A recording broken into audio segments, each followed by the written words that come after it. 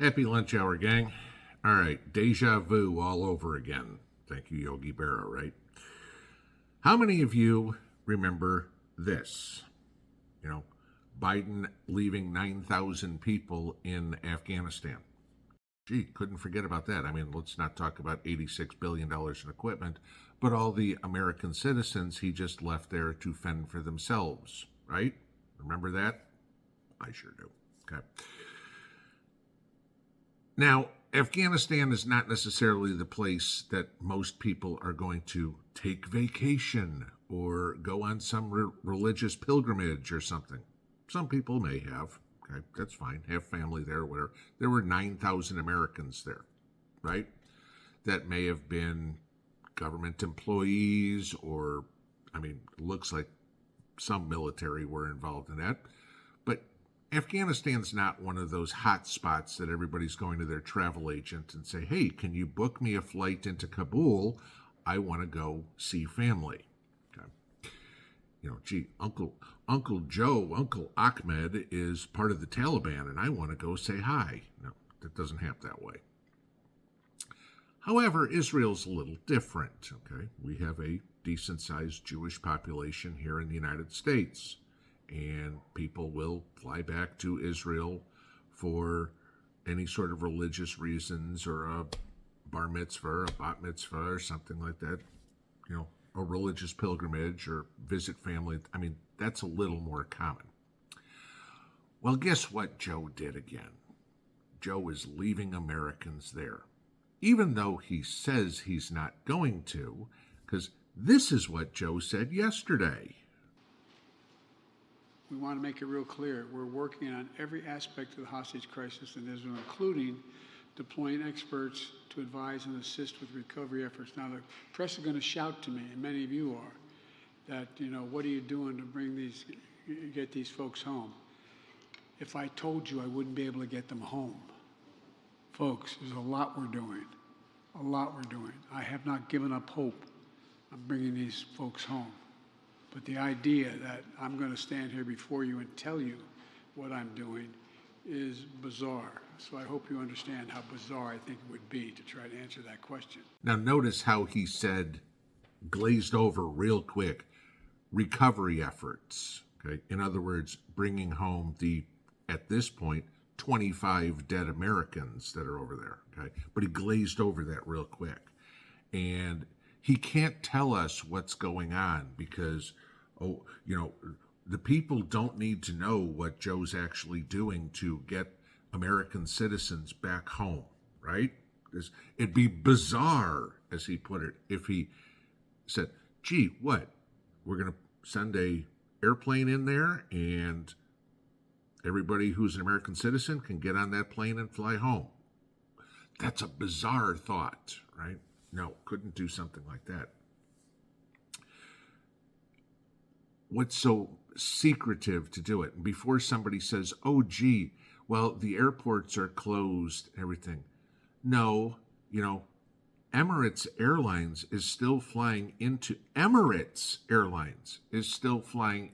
Israel and removing people. There are airlines from other European countries that are coming to rescue their citizens. Okay? Joe, not so much. How do you get out of Israel if you're an American citizen? Oh, you can pay your way out. Think I'm kidding? Take a look at this. This is the email that was sent to all American citizens by the U.S. State Department.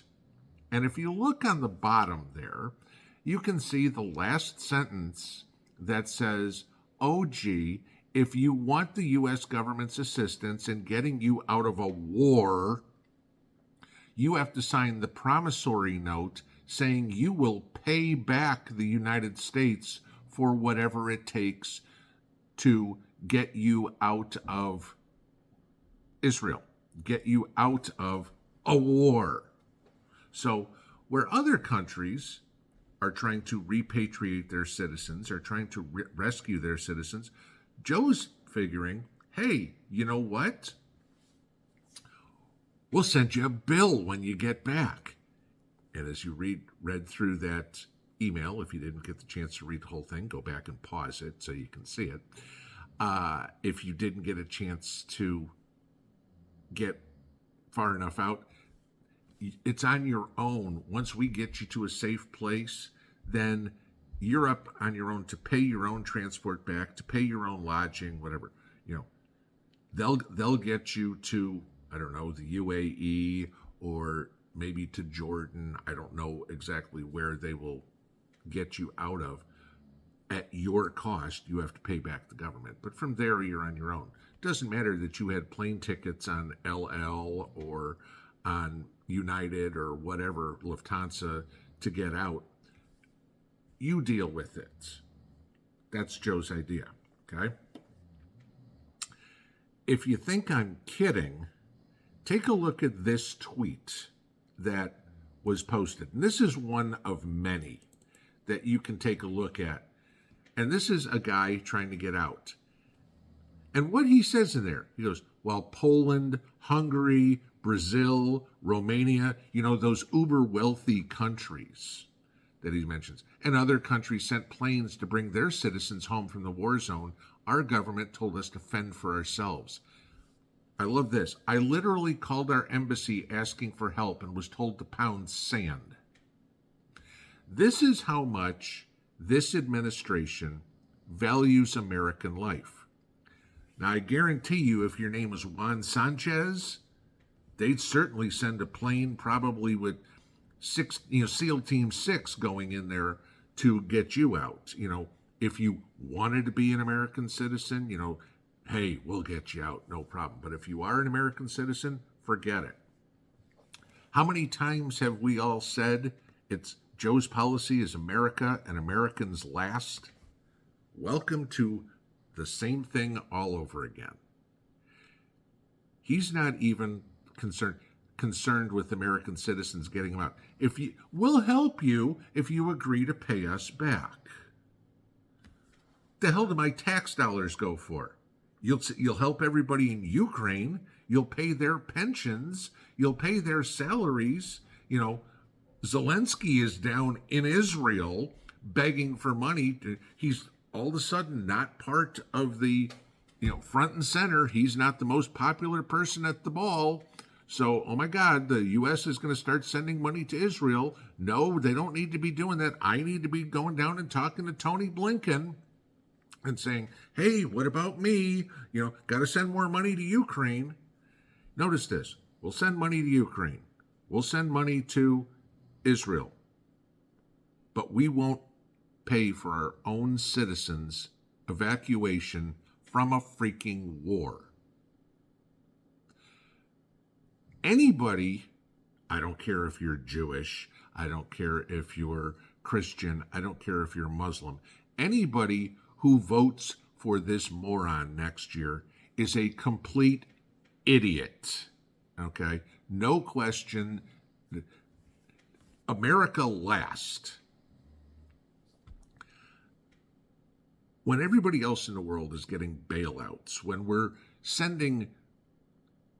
creating a website so Venezuelans and Salvadorans and Haitians and Chinese and whatever can go on an app. How the hell they can afford a phone, I have no idea, but of course we're giving them those too, where they can apply for asylum while they're marching through Central America, okay? Why can't we pay for our own citizens to come home? They didn't go to Israel going, gee, honey, you know what? There's going to be a war next week. Let's go take a vacation to Jerusalem. No. They went for a religious pilgrimage, to see family, for whatever reason they got caught up in something. We'll spend all this money to get a WNBA drug dealer out of Russia. I mean, did anybody ask Brittany Griner to pay back the United States? No. Okay. But somebody who's completely innocent, has nothing to do with this whatsoever, they've got to pay their own way back. That is Joe Biden's America. That is America last. That is what's on the ballot next year. You tell me if this is the America that you've lived in and loved for however many years you've been on this planet. Under this guy, hell freaking no. To quote what the liberals love to say, not my president. This guy has no sympathy whatsoever for Americans at all. The other day, when he was comparing Joe and his idiocy, okay? But the other day, to compare him losing Joe Biden dying, to what the Israeli people were going through. I don't know. Parents seeing their children shot in the head. Yeah, Joe Biden died of cancer, okay? It's a painful death, no question, okay? It's not easy on anybody to lose a kid. But it certainly doesn't even have an iota of comparison between being in a room with a guy pointing an AK-47 at your 6-year-old and blowing his head off. It's time for Joe to go. Pinball out.